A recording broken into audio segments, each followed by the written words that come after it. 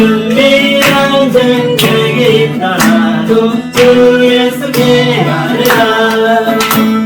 주 예수 앞에 나아오면 그의 친구니 무엇이나 근심하지 말고 주 예수께 아뢰라.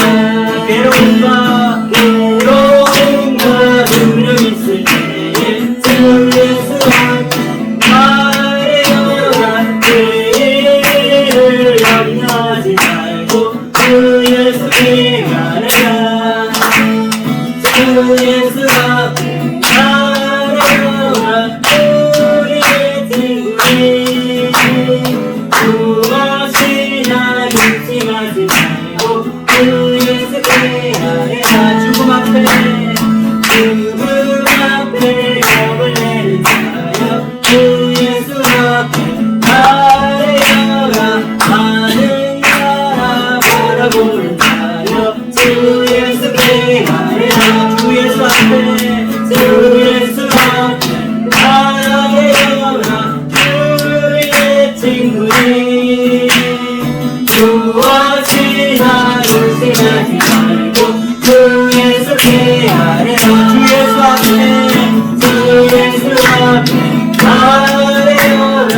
우리의 친구니 무엇이나 근심하지 말고 주 예수께 아뢰라. 한 번 더.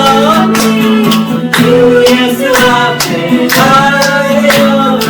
우리의 친구니 무엇이나 근심하지 말고 주 예수께 아뢰라.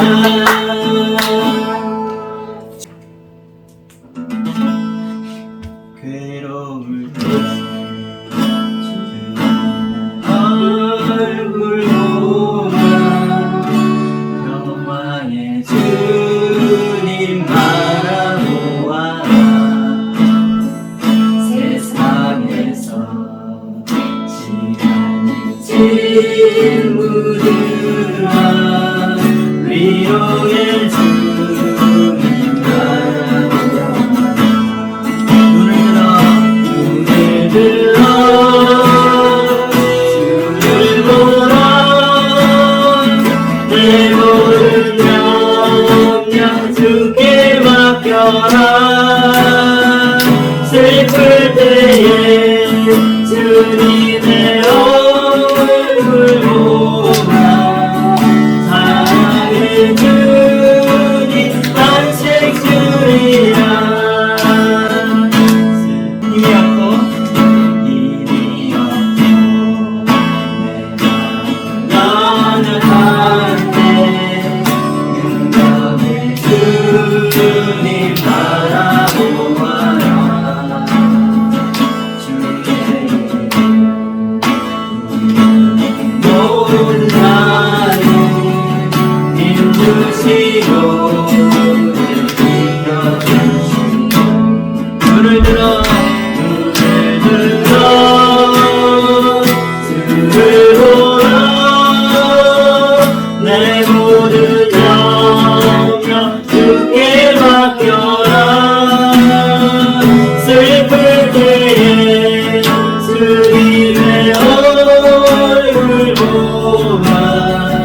사랑의 주님 안식 주리라. 눈을 들어 주를 보라. 내 모든 염려 주께 맡겨라. 슬플 때에 주님의 얼굴 보라. 사랑의 주님 안식 주리라. 모든 영광과 존귀 찬양과 광대를 돌리시오다.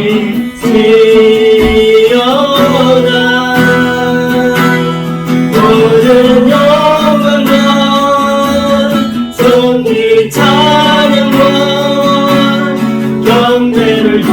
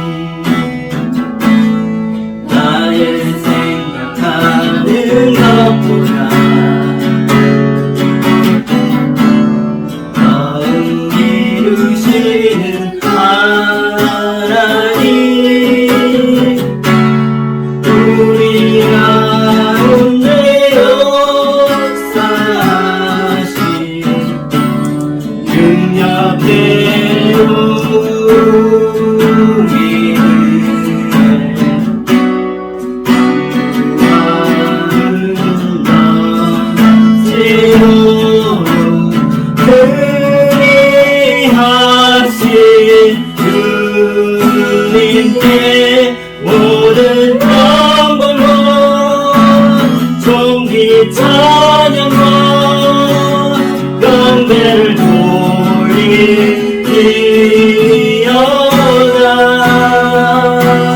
모든 영광과 존귀 찬양과 경배를 돌리리어다.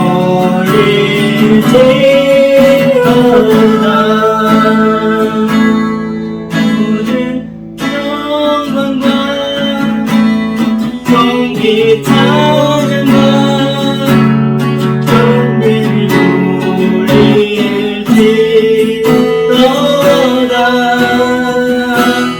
모든 영광과 경배 찬양과 경배를 돌릴지어다.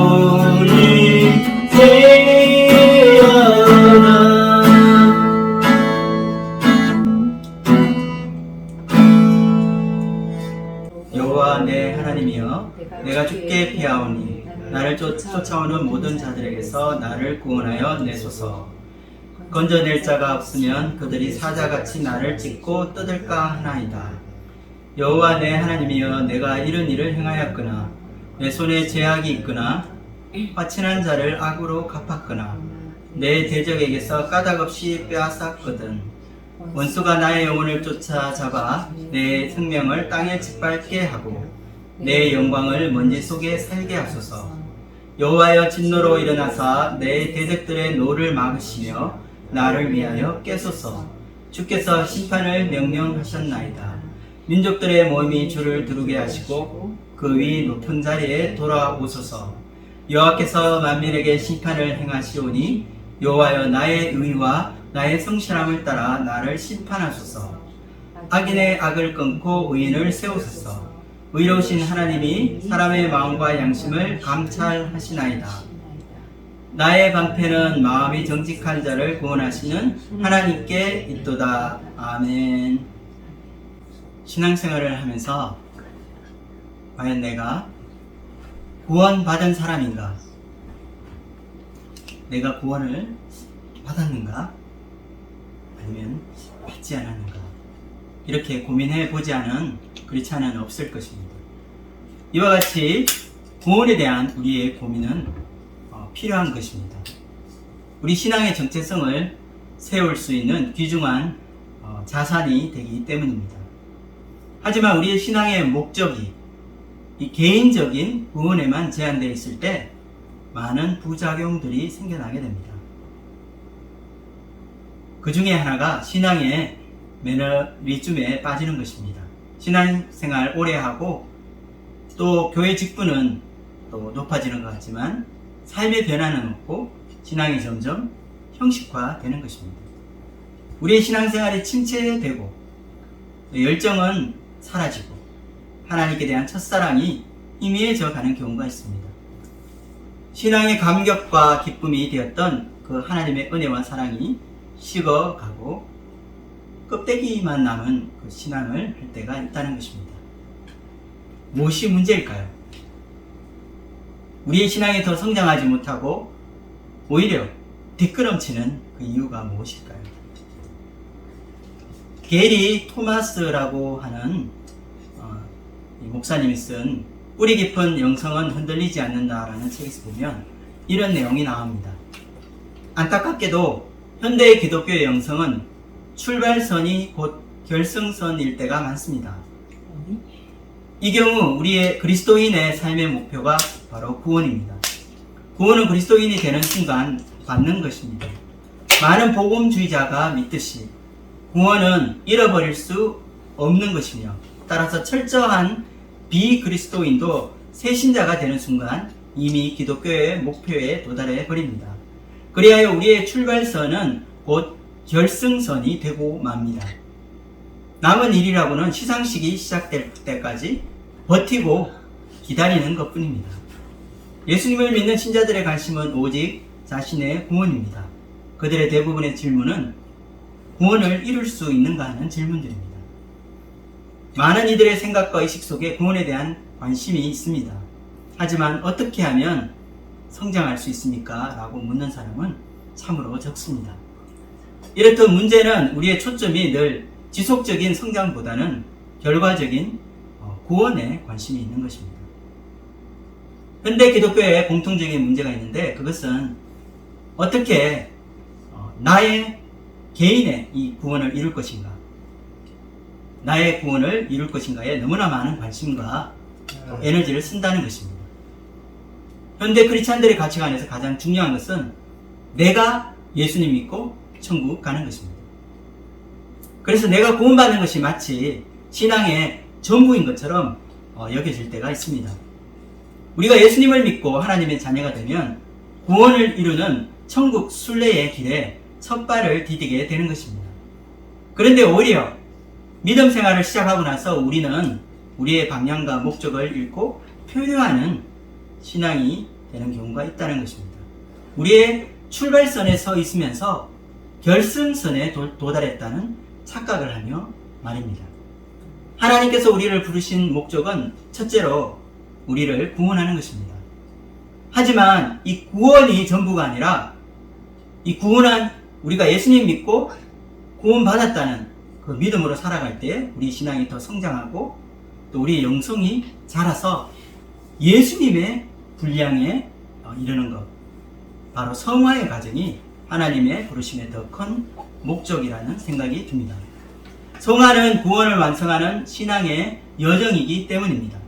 성화는 우리 전 생애의 목표가 되어야 할 것입니다. 우리 크리스찬들이 천국 가는 그날까지 살아가는 신앙의 이 대부분의 과정을 차지하는 것이 바로 성화의 과정이기 때문입니다. 이처럼 하나님이 우리를 부르신 목적의 그 큰 그림을 잃어버린다면 우리의 신앙은 예수 믿고 구원에 대한 확신이 생기고 나서 오히려 길을 잃고 방황할 수밖에 없는 것입니다. 구원이 유일한 목적인 신앙인들은 예수님 믿고 목적을 이루게 되면 이제 그들의 모든 관심은 이 땅에서 찾게 됩니다. 어떻게 하면 현실에서 우리가 잘 살고 더 큰 축복을 누리는데 우리의 관심과 목적이 있게 되는 것입니다. 오늘 시편 말씀을 보면 고난 속에서 하나님을 피난처로 삼은 시편 기자의 고백을 볼 수 있습니다. 말씀을 통해 우리는 시편 기자가 얼마나 자신의 신앙 성장과 그리고 영성을 위해 눈물겨운 투쟁을 해왔으며 또 몸부림치며 살아왔는지 살펴볼 수가 있습니다. 우리에게도 이런 내적 성장과 성숙을 위한 목표가 있어야 합니다. 우리의 관심이 이미 받은 것에 머무는 것이 아니라 나의 신앙이 성장하는 것에 있어야 한다는 것입니다. 우리의 신앙과 영성이 성장하기 위해 필수적인 그런 요소들이 있습니다.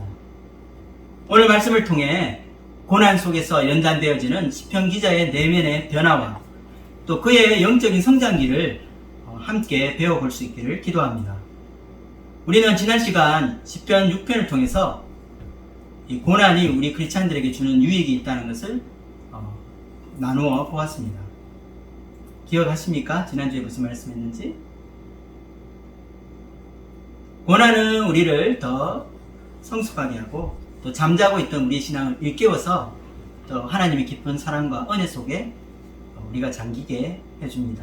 고난은 용광로와 같이 우리 내면의 죄악의 불순물을 정결하게 하고 우리를 하나님께로 가까이 이끌어 줍니다. 오늘 시편 7편 말씀도 이 고난의 시입니다. 그리고 이 시편의 저자는 다윗입니다. 다윗의 삶을 살펴보고 그가 쓴 시편을 우리가 읽어보면 다윗이 얼마나 하나님께 대한 이 거룩한 이 열정이 가득했으며 또 하나님을 사모하는 사람인지 배우게 됩니다. 오늘 시편 말씀을 통해서 우리는 이 다윗의 영성을 배울 수 있는 것입니다.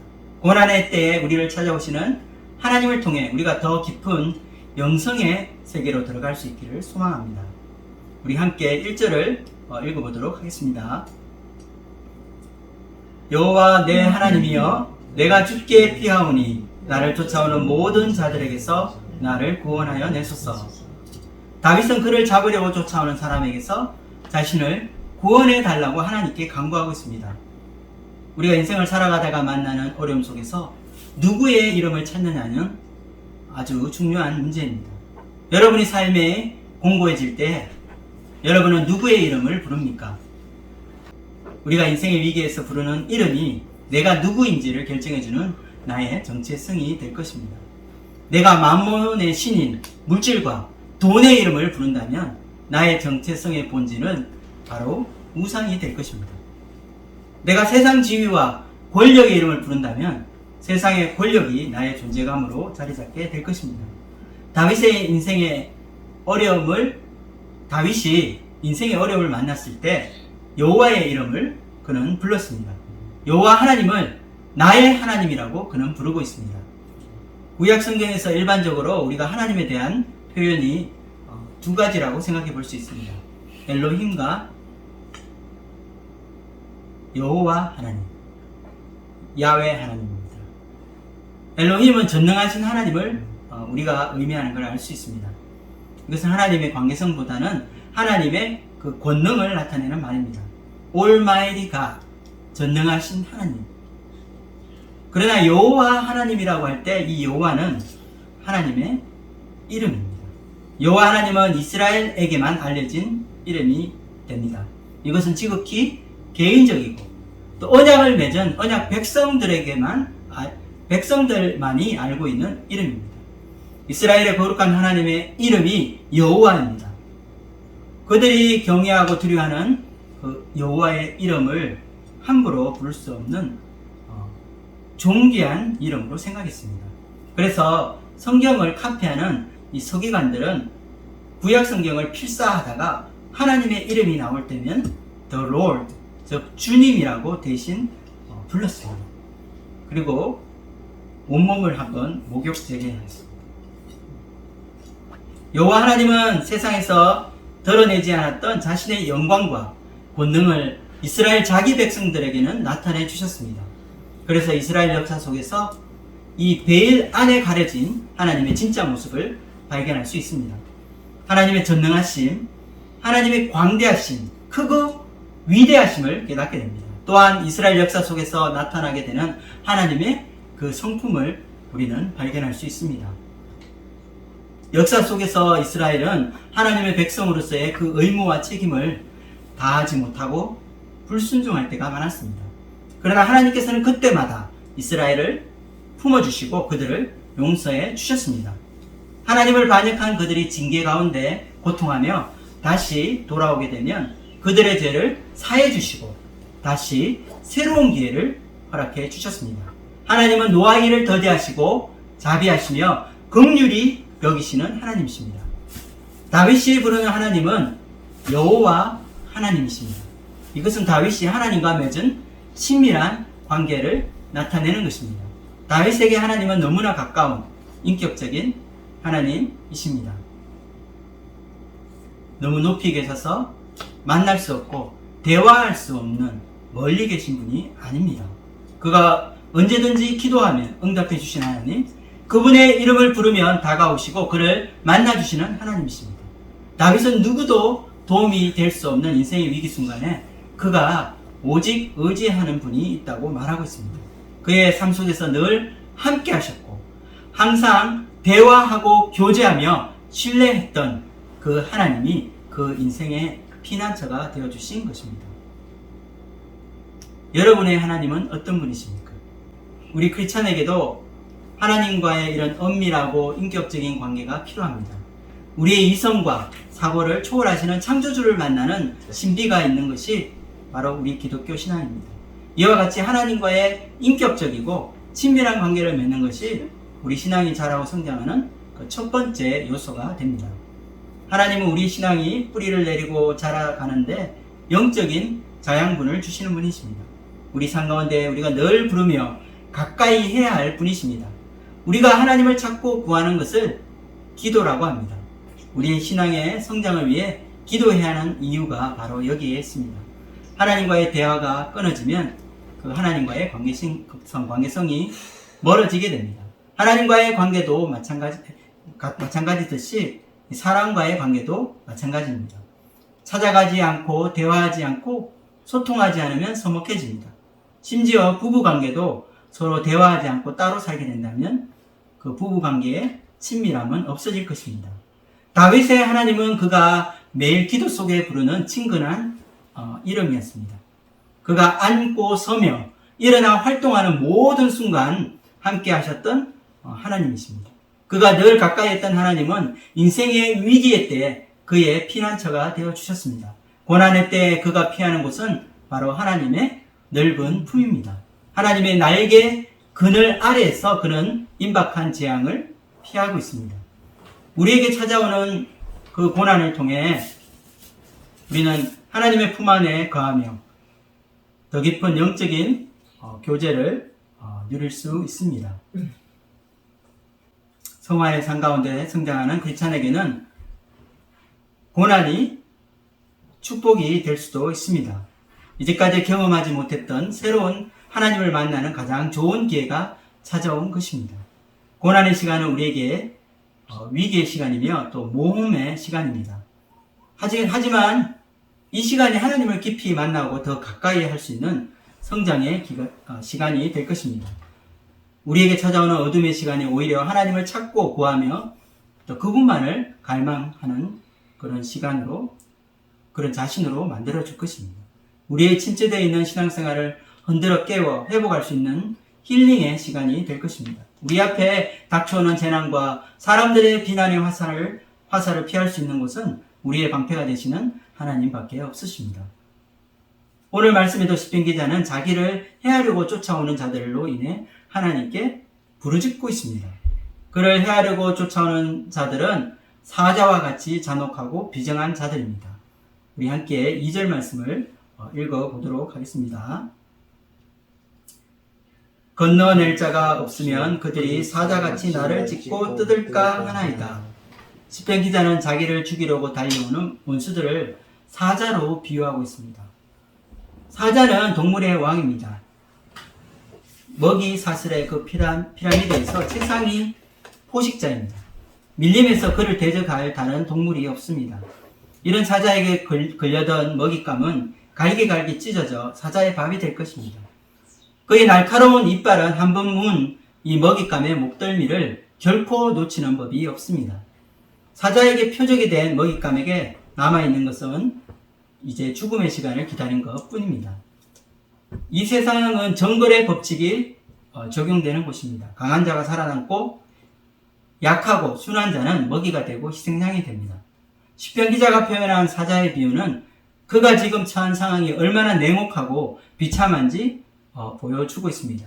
방어할 무기도 없으며 도망갈 힘도 없는 시편 기자는 오직 피난처 되시는 하나님의 긍휼하심과 구원에 그의 생명을 의존하고 있습니다. 그가 당하는 고난의 핵심에 어떤 사람의 비난의 말이 있음을 보여주는 말이 있습니다. 우리의 냉소적이고 악이 있는 말은 때로는 한 사람의 영혼을 파괴시키고 또 죽일 수도 있다는 것입니다. 3절과 5절 말씀을 읽어보겠습니다. 3절에서 5절까지 말씀 읽겠습니다. 여호와 내 하나님이여, 내가 이런 일을 행하였거나 내 손에 제약이 있거나 화친한 자를 악으로 갚았거나 내 대적에게서 까닭없이 빼앗았거든 원수가 나의 영혼을 쫓아 잡아 내 생명을 땅에 짓밟게 하고 내 영광을 먼지 속에 살게 하소서. 어떤 사람이 모함을 씌워 하지도 않은 일을 했다고 하며 비난한다면 우리는 견디기 힘들 것입니다. 많은 연예인들이 SNS 소셜 네트워크에 근거도 없는 악의가 찬 악플로 인해 악플을 많이 쓰고 그것으로 인해 우울증에 시달리고 자살 충동을 느낀 그런 연예인들이 많다고 합니다. 시편 기자는 자신이 하지도 않은 일에 대해 비방을 받는 것에 대해 항의를 하고 있는 것입니다. 여기서 그는 이런 일을 행하였거나 죄악이 있거나 악으로 갚았거나와 같은 가정법을 쓰고 있는 것입니다. 영어로는 if 구문입니다. 만약 뭐뭐뭐뭐 했더라면 이렇게 해석할 수 있는 구절입니다. 여기서 나오는 내용은 시편 기자를 괴롭히고 맹수와 같이 달려드는 대적이 자신을 향해 비방했던 내용이 무엇인지 잘 보여주고 있습니다. 내가 대적의 나의 원수의 말과 같이 행했던 일이 있다면은, 즉 내 손에 죄악이 있다고 하면, 나에게 화친한 자에게 선을 악으로 갚았다고 하면, 까닭없이 남의 것을 빼앗았다고 하면, 그렇게 그 말이 맞다면 자신의 생명을 땅에 짓밟게 하고 또 자신의 영광을 먼지 속에 살게 해도 괜찮다고 하는 말을 하고 있습니다. 여기서 영광이라는 것은 그 사람의 명예라고도 말할 수 있습니다. 히브리 원어로는 사람의 생명의 본질을 의미하기도 합니다.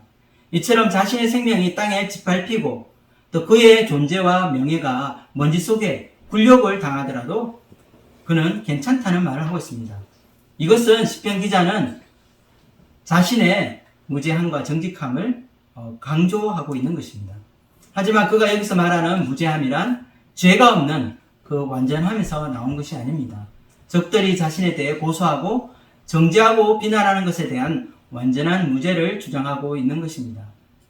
오늘 시편 7편에 나오는 다윗의 일생을 우리가 한번 생각해 보면 좋을 것 같습니다. 이 다윗의 일생은 참으로 고난의 연속이었습니다. 선지자 사무엘을 통해서 이스라엘의 다음 이 왕으로, 차기 왕으로 기름 부음을 받았던 어린 목동 시절부터 그의 인생에는 평안한 날이 하루도 없었습니다. 목숨의 위협을 받고 쫓기는 삶 가운데 그는 자기 생명이 하나님의 손안에 있음을 깨닫게 되었습니다.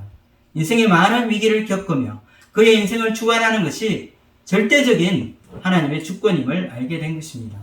유다의 왕이 되고 이스라엘의 왕이 된 후 그동안 도망 다니며 두려움 속에 보낸 고난의 시간은 이제 끝이 난 것처럼 보였습니다. 그래서 그가 고생하고 힘들었던 그 모든 시간을 보상받고 이제 편히 쉴 수 있을 것 같았습니다. 그러나 그의 왕이 된 이후의 삶에 또 많은 고난이 있었습니다. 그의 왕자를 뒤흔들고 이스라엘 존폐를 흔드는 쿠데타가 일어나게 된 것입니다.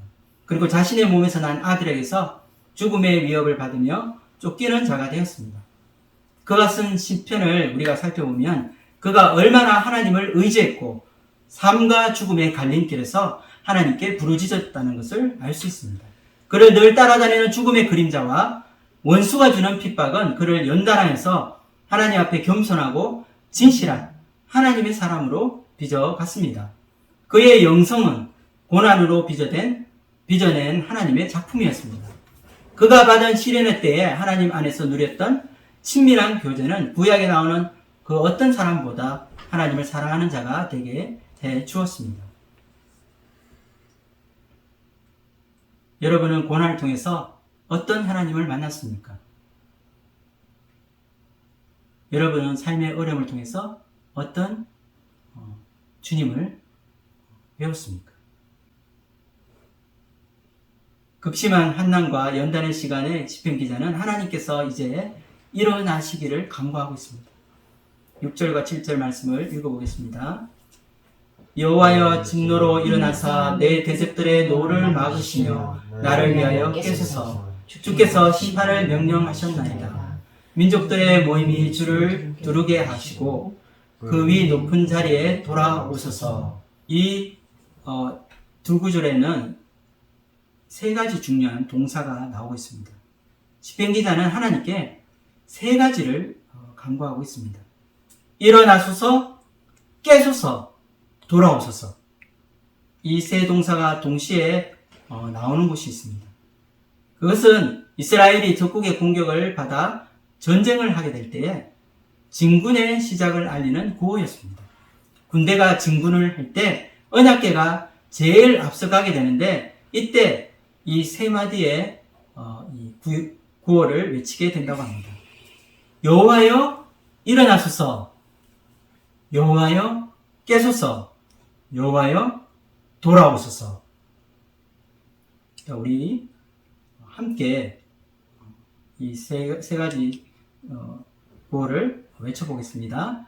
여호와여 일어나소서, 여호와여 깨소서, 여호와여 돌아오소서. 시편 기자는 하나님이 진노하심으로 일어나시기를 간구하고 있습니다.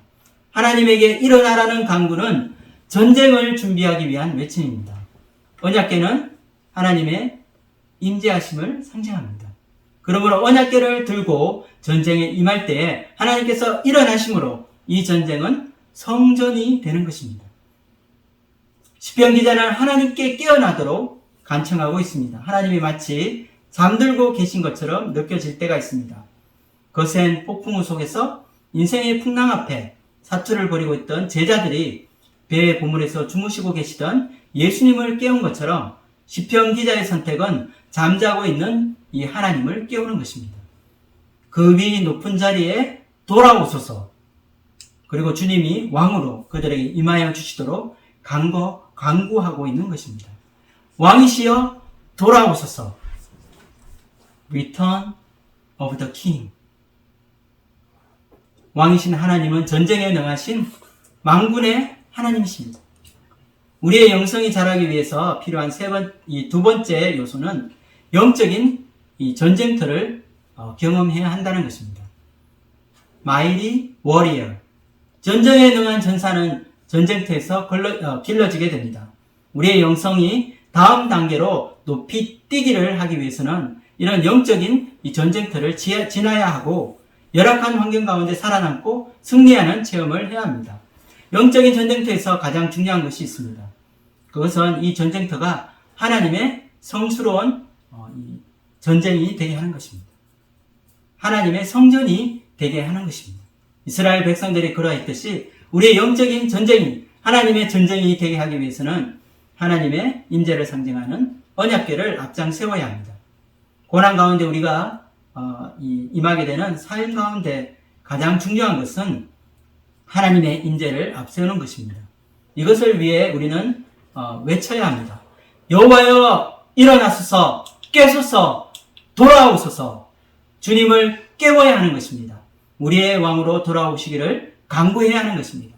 영적인 전쟁에서 하나님의 임재를 부르는 외침들이 필요합니다. 거룩한 이 성전이 되기 위해 만군의 여호와 하나님께서 임하시게 되면 우리의 전쟁은 바로 하나님이 주관하시는 전쟁이 됩니다. 시편 기자는 자신의 인생에 돌풍처럼 찾아온 고난을 마치 전쟁터에서의 싸움과 같이 말하고 있습니다. 우리는 영적인 전쟁터에서 살아계신 하나님을 체험해야 합니다. 하나님이 임재하시고 하나님이 앞서가시게 되면 우리는 고난을 이기고 승리하게 될 것입니다. 우리 크리스찬의 삶도 이 전쟁터에 비유할 수 있습니다. 천성으로 가는 순례의 길에 원수들의 화살과 칼들이 날아옵니다. 우리를 영적인 죽음으로 내모는 유혹과 덫이 곳곳에서 기다리고 있습니다. 모든 역경과 어려움을 이겨내고 마지막 피니시 라인까지 질주할 수 있는 비결은 고난의 폭풍우에서 하나님의 임재를 가져오는 것입니다. 이 영적인 전쟁터는 우리가 하나님의 교회를 섬기며 우리에게 명하신 이 사역을 섬길 때도 우리는 접하게 됩니다. 우리가 체험하는 영적인 전쟁터에서 가장 중요한 것은 바로 한 영혼이 영원한 생명을 얻느냐 아니면 영혼이 멸망하느냐 하는 것입니다. 바로 우리 사랑하는 가족들을 위해서 예수님을 믿지 않는 가족들을 위해서 구원할 때도 우리는 그들의 영혼이 영원한 생명을 얻느냐 아니면 멸망을 당하느냐 우리는 목숨을 걸고 기도하게 될 것입니다. 마귀의 소유가 되느냐 하나님의 소유가 되느냐 하는 갈림길에 있습니다. 우리의 대적은 마귀 사탄이며 그들이 원하는 것은 우리가 멸망당하는 것입니다. 하나님의 은혜와 그 사랑에서 떨어져 나가는 것입니다. 교회에서의 사역, 전도와 말씀 사역이 바로 우리의 영적인 전쟁터임을 보여주고 있습니다. 우리가 복음을 전하고 죄와 사단의 포로로 잡혀있는 영혼들을 하나님께로 인도하는 모든 장소가 바로 영적인 전쟁터가 될 것입니다. 또한 영적인 이 전쟁터는 우리가 당하고 있는 이 고난 속에서 우리 자신의 마음 속에서 일어나고 있습니다. 크리스찬의 삶 가운데 끊임없이 찾아오는 이 죄의 유혹들과의 싸움이 있습니다. 하나님 앞에서 자기 본성과 죽기까지 싸우는 영적인 전쟁이 우리 마음에서 벌어집니다. 세상과 타협하고 죄와 타협하고자 하는 유혹이 우리에게 늘 찾아오고 우리를 올가미와 덫의 함정으로 이끌어갑니다. 또한 시련의 시간, 우리를 힘들게 하고 우리를 절망하여서 넘어지게 하는 이 시간에 가장 큰 유혹은 우리가 하나님의 사랑을 의심하게 만드는 이 사탄의 계략입니다. 고난의 때에 우리의 가장 소중한 것들을 빼앗아가고 우리를 좌절하게 만들어 넘어뜨리려 합니다. 내가 모든 것을 잃어버릴지라도 하나님 그 한 분만을 붙들고 하나님의 사랑만을 의지하겠다는 결단이 없이는 통과할 수 없는 불시험들이 있습니다. 우리의 영성이 자라는 때는 바로 이와 같이 시험과 유혹을 이기고 하나님을 선택할 때입니다. 태풍이 불고 거센 폭우가 내린다 해도 하나님 안에 있는 피난처에서 우리의 안식과 평안을 빼앗아갈 수 없습니다. 우리의 신앙이 자라고 우리의 영성이 성장하는 곳이 바로 전쟁터와 같은 우리의 마음입니다. 우리의 영성은 우리가 얼마나 하나님을 신뢰하며 또 의지하느냐에 따라 성장할 수도 있고 또 태화될 수도 있다는 것입니다. 여호와께서 만민에게 심판을 행하시오니 여호와여 나의 의와 나의 성실함을 따라 나를 심판하소서. 악인의 악을 끊고 의인을 세우소서. 의로우신 하나님이 사람의 마음과 양심을 감찰하시나이다. 8절에서 9절까지 말씀입니다. 여기서 사람의 마음과 이 양심이라는 말이 나옵니다. 그런데 히브리 원어에서는 마음과 양심이라는 이 마음과 양심이라는 것이 신체의 기관으로 나오고 있습니다. 마음은 심장, 즉 heart이며 양심은 콩팥, 키드니입니다. 이것은 고대 건동 지방의 이스라엘 사람들이 이 마음과 양심을 어떻게 생각했는지 보여주는 것입니다. 이들이 생각하는 심장은 바로 사고와 생각 그리고 마음의 동기가 자리 잡은 곳이라고 여겼습니다. 그리고 또한 콩팥, 키드니는 우리의 감정이 지배하는 곳이라고 생각했습니다. 이처럼 인간의 내장기관인 심장과 콩팥기관이 우리의 생각과 감정 그리고 우리의 동기와 도덕적 성품이 자리 잡은 곳이라고 그들은 생각하고 있는 것입니다. 시편 기자는 하나님을 만민에게 심판을 행하시는 그 심판장으로 부르고 있습니다. 하나님께서 우리 자신의 내면 깊은 곳을 살펴보시고 또 자기를 판단해 주시기를 그는 기도하고 있습니다. 이처럼 우리의 영적인 내면이 성장하기 위해서 우리의 마음의 생각, 우리의 마음의 동기, 그리고 성품의 변화가 있어야 합니다. 시편 기자는 자신을 비방하는 대적뿐 아니라 자기 자신도 하나님의 심판 아래 있음을 고백하고 있습니다. 하나님의 심판은 교회에서부터 시작됩니다. 하나님의 자녀들이 모인 이 공동체인 교회가 하나님의 심판을 견디지 못한다면 세상은 더욱더 견딜 수 없을 것입니다. 우리가 구원받는 하나님의 자녀일지라도 하나님께서는 최후의 심판 때에 우리의 열매를 요구하실 것입니다. 우리 신자들의 마음과 양심은 세상 사람들보다 더 높은 잣대로 평가받게 될 것입니다. 하나님이 우리에게 원하시는 것이 바로 우리 내면의 변화와 그 열매입니다. 우리 마음의 동기와 우리의 마음의 그리고 우리 성품의 변화입니다. 하나님의 사랑을 우리가 닮아가는 것입니다. 우리의 신앙의 궁극적인 목적이 되고 우리가 힘쓰고 노력해야 하는 것이 바로 우리의 마음의 변화와 우리의 인격의 변화와 성장입니다. 말씀을 정리하겠습니다. 오늘 시편 7편 말씀을 통해서 우리는 다윗의 마음을 배우고 이 다윗의 영성을 배울 수 있었습니다. 고난의 때에 찾아오시는 하나님이 그의 피난처가 되셨습니다. 고난을 통해 더 깊은 영성의 세계로 들어가서 하나님과 친밀한 교제를 나누며 하나님으로부터 오는 위로를 받을 수 있었습니다. 기도와 말씀을 통해 하나님과 친밀한 관계를 맺는 것이 우리 신앙이 자라고 성장하는 바로 중요한 요소입니다. 하나님으로부터 오는 영적인 자양분이 우리를 자라게 하고 우리의 신앙이 깊어지게 하는 것입니다.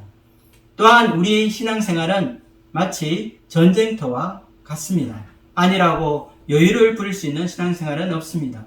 마치 전쟁터와 같이 내가 이기지 못하면 적의 공격을 받아 치명상을 받거나 영적인 죽음을 맞이하게 될 것입니다.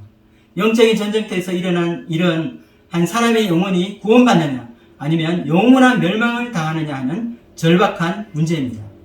우리 신앙생활 속에 끊임없이 찾아오는 이 세상적인 유혹을 이기고 승리할 때에 우리의 내면이 성장하고 우리의 영성이 자라게 될 것입니다.